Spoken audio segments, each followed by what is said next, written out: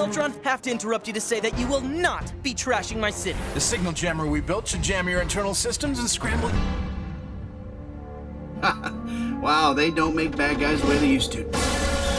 First, I better save that cop in the skidding car.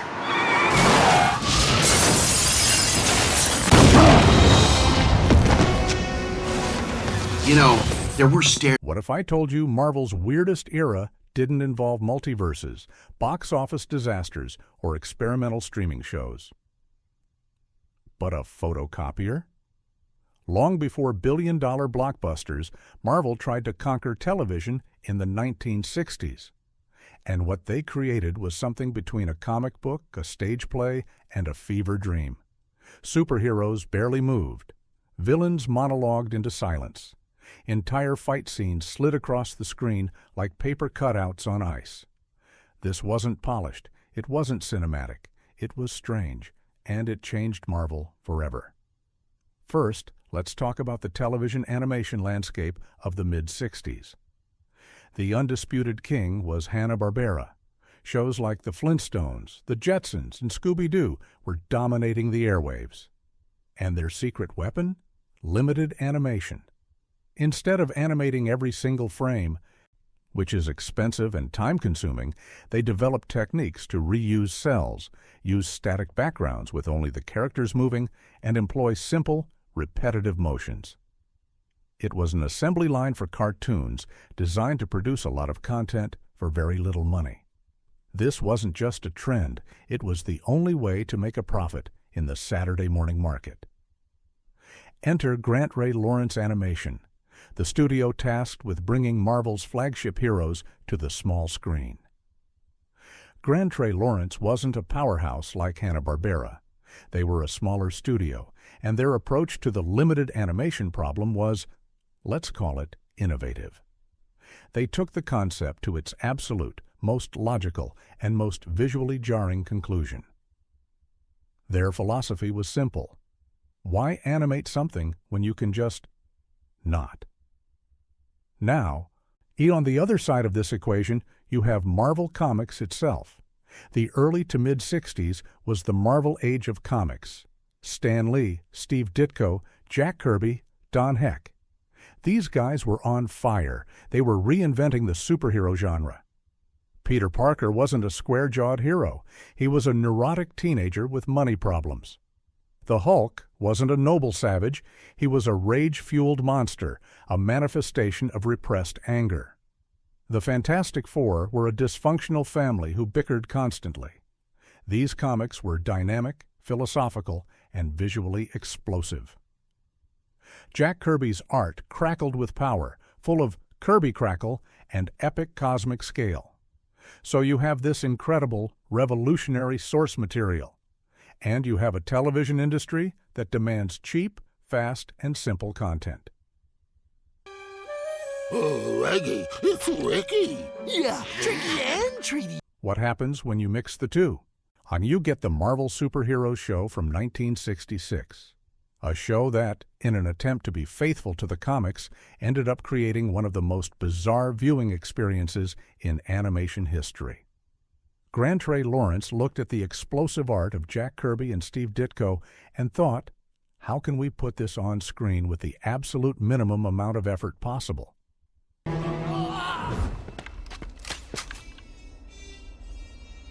Their answer was the technique that would define the era.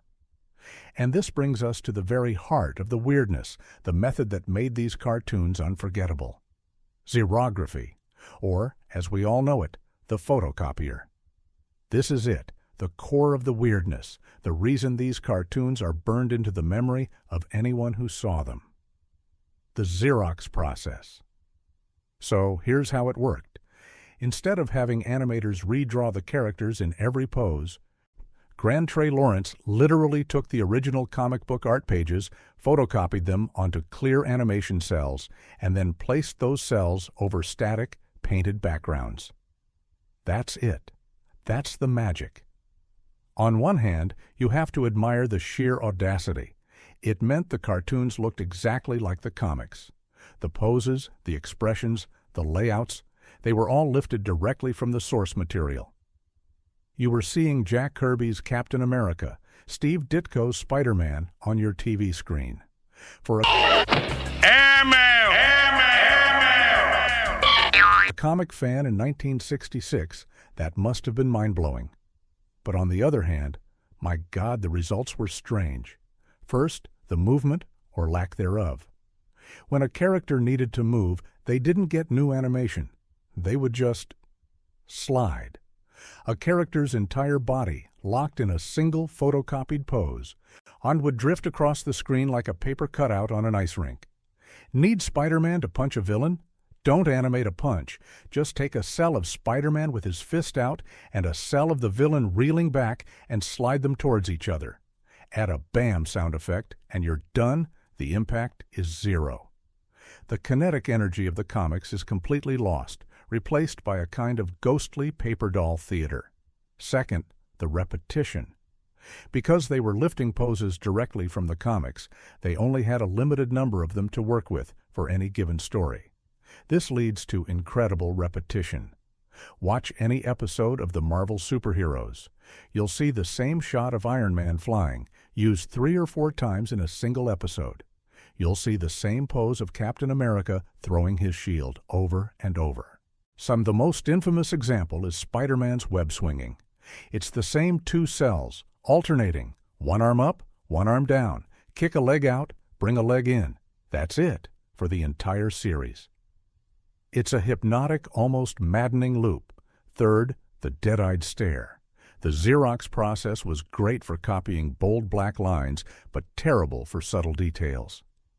Colors had to be filled in separately, and often they were flat and simplistic, and the characters Makes the best breakfast sandwiches, which is why I always carry a spare. they have this vacant, unmoving stare. Their eyes don't blink. Their expressions don't change unless a completely different cell is swapped in. They look like paper dolls brought to life, but without souls. It creates an unsettling, almost surreal atmosphere. These aren't living, breathing characters. They are animated photographs of drawings.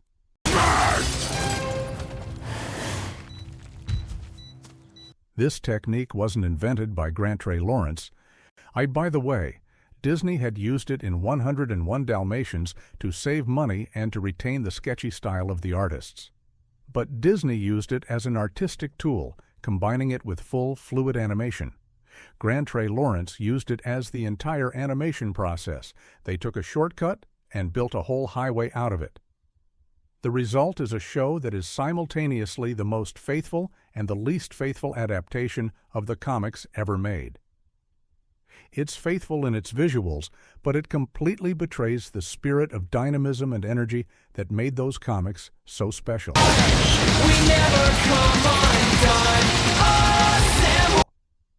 It's a paradox wrapped in an enigma, photocopied onto a cell.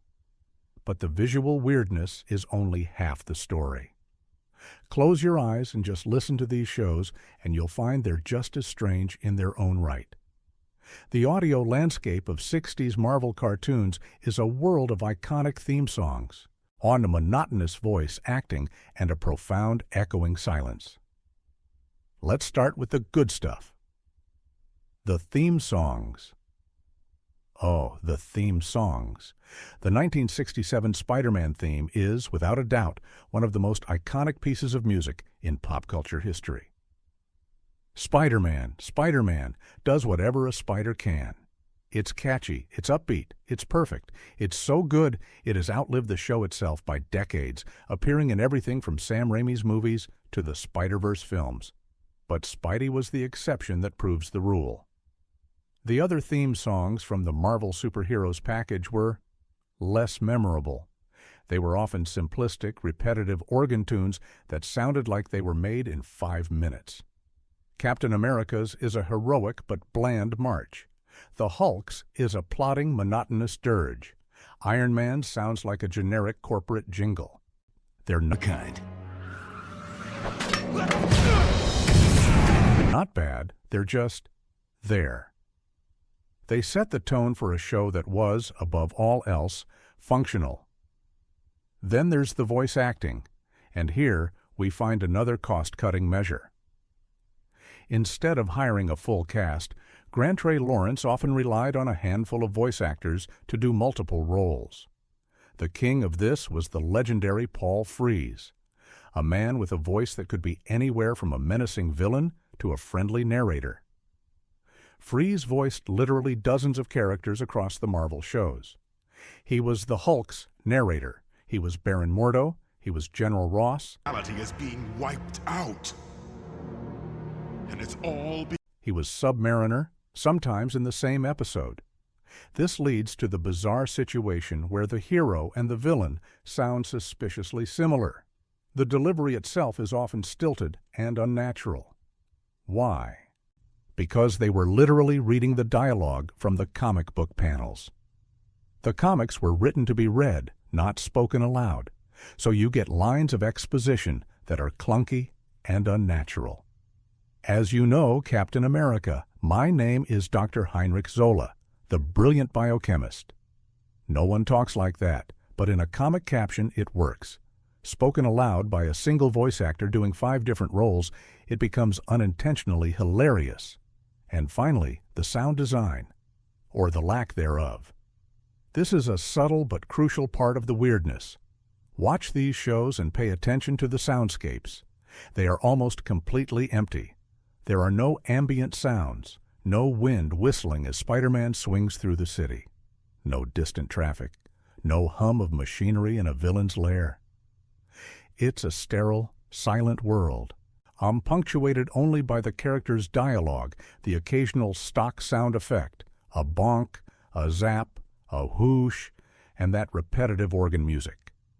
This silence makes the shows feel even more flat and lifeless. The world isn't a living, breathing place. It's a soundstage where 2 paper dolls are hitting each other. The combination of these audio elements, the iconic but often simplistic music, the overworked voice actors, and the profound silence, creates an atmosphere that is utterly unique. It's the sound of a budget, the sound of a production line, and it's just as weird and memorable as the visuals.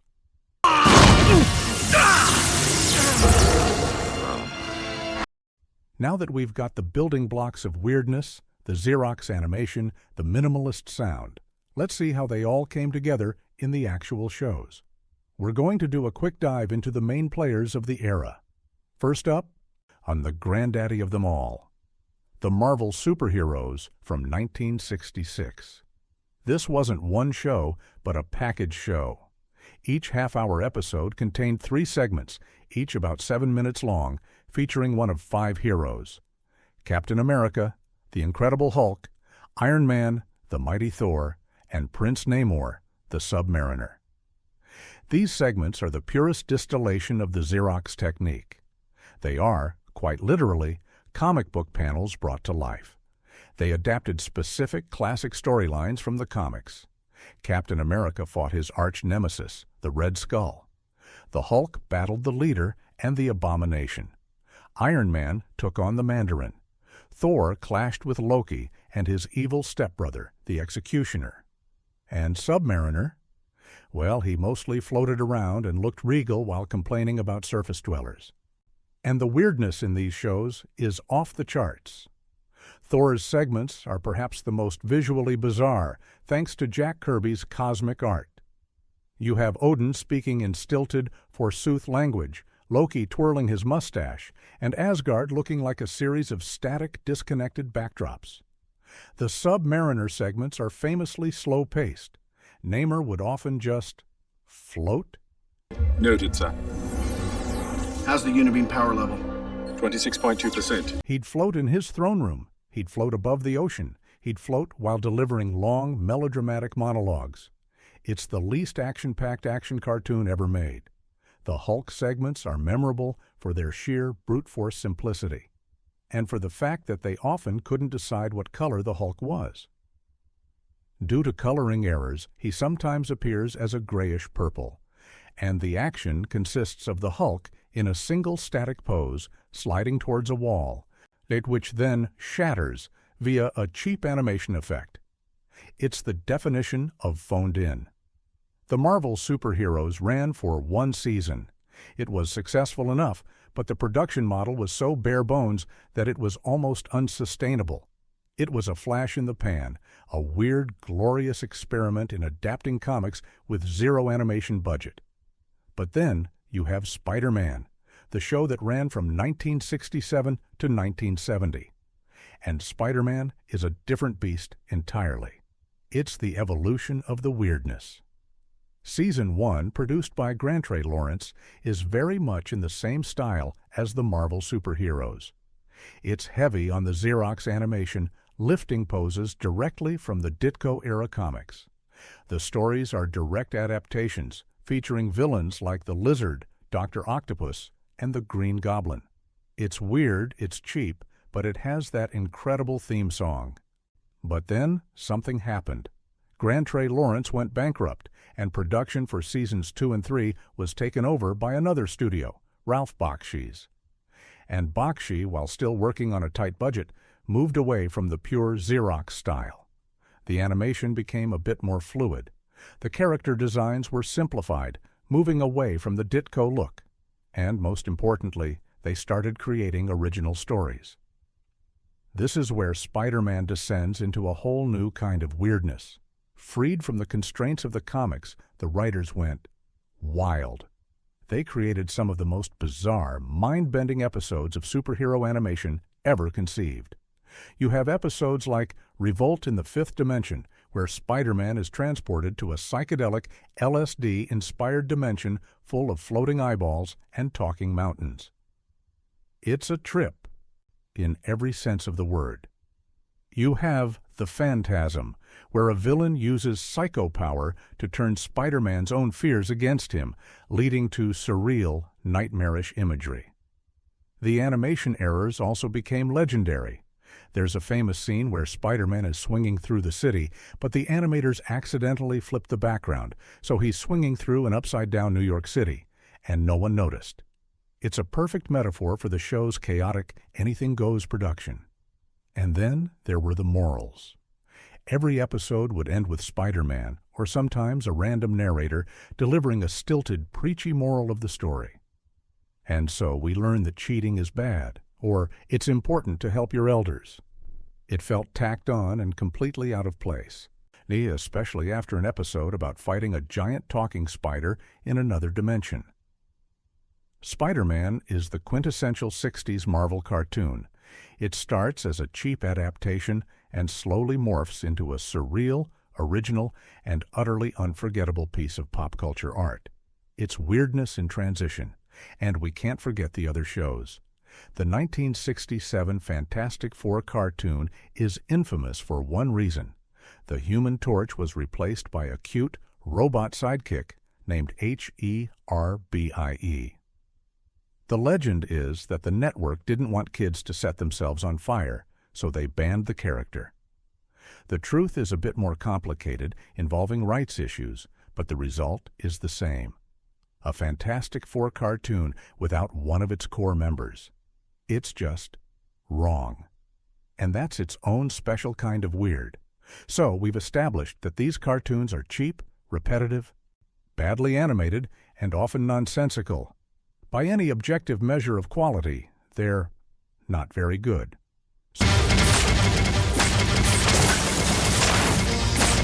So why do we remember them so fondly? Why do they have such a lasting cultural footprint? Why are we even making a video about them? First, there's the power of nostalgia. For an entire generation of baby boomers, this was their first introduction to these characters. This was their MCU. The simple, repetitive stories were easy for a kid to follow on a Saturday morning. The theme songs, especially Spidey's, were earworms that burrowed deep into their brains. This weird, janky version of Marvel is the one they grew up with, and it holds a special, cherished place in their hearts. Second, there's the so bad it's good factor.